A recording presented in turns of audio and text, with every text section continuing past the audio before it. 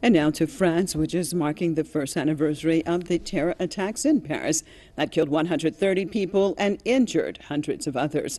Several top officials, including President François Hollande, joined the families of the victims in somber ceremonies in the capital. Hollande has unveiled plaques commemorating the victims at 6 sites targeted on November the 13th of last year. France has witnessed a number of coordinated attacks claimed by Daesh sympathizers over the past 2 years. Meanwhile, authorities are set to extend a state of emergency that has been in place since the Paris attacks. Prime Minister Manuel Valls says the measure will likely be extended a few more months as the country is gearing up for the 2017 presidential election. Valls said although the risk of similar coordinated attacks has diminished, the terrorists could strike again. Let's cross over to Paris, joined by journalist and political analyst, Mr. Gearóid Ó Colmáin. Thank you so much for being with us. Well, tell me, first of all, why do you think that France has been the target of several Daesh attacks within the last year to year and a half? Well, it's because the French secret services have been funding them and training them and arming them in Syria and against the Syrian government, against the Syrian army, against the Syrian people. I think this is something that generally is never discussed by the media, the collusion of the French secret services with the very terrorists they claim to be fighting. But it's something I think that is going to be more and more known, given the fact now that the independent media in the United States played such a major role in electing Donald Trump.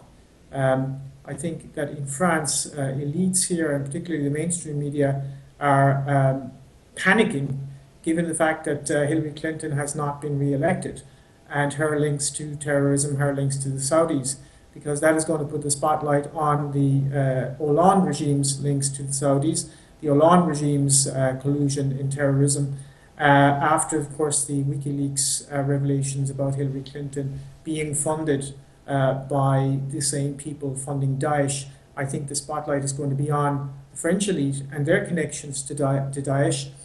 Presidential candidates have, in France, admitted that. The François Asselineau of one of the opposition parties, UPR, has revealed on many occasions French complicity in terrorism.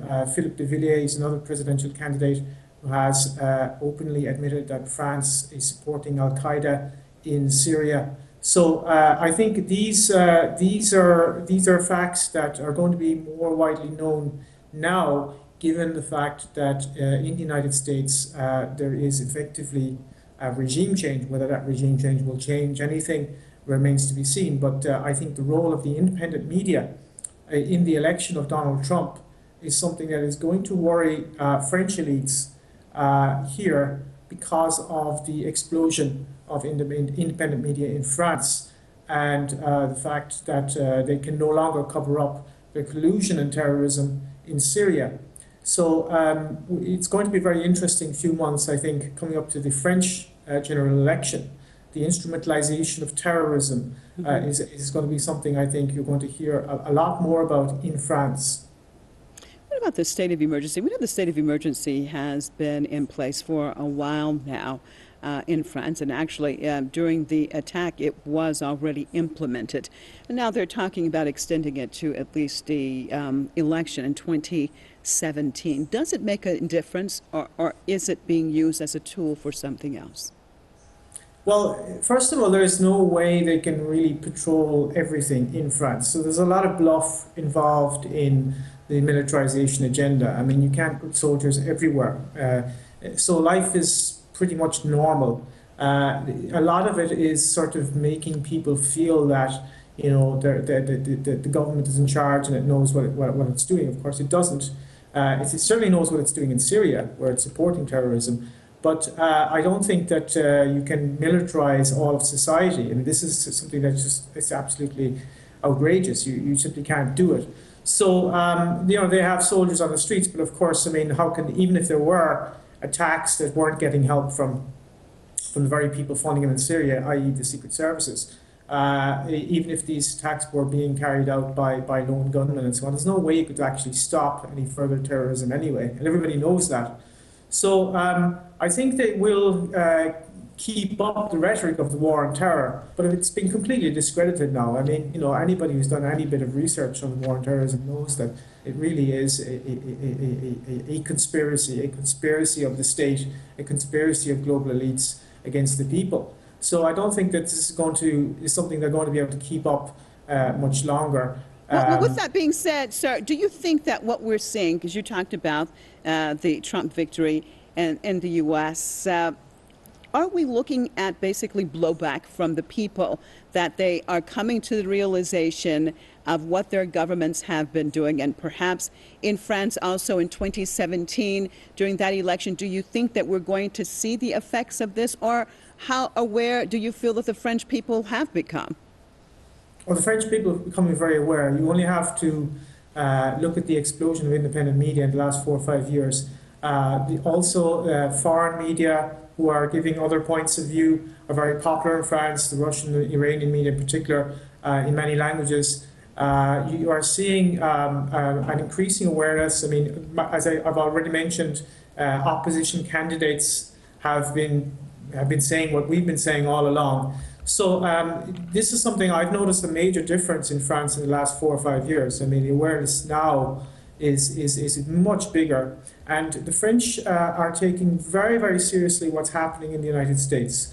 And I said after the Trump victory that the most important part of it, whether or not Trump actually changes anything, and there are lots of neocon nutcases in his regime, so we have to be careful what we say about it.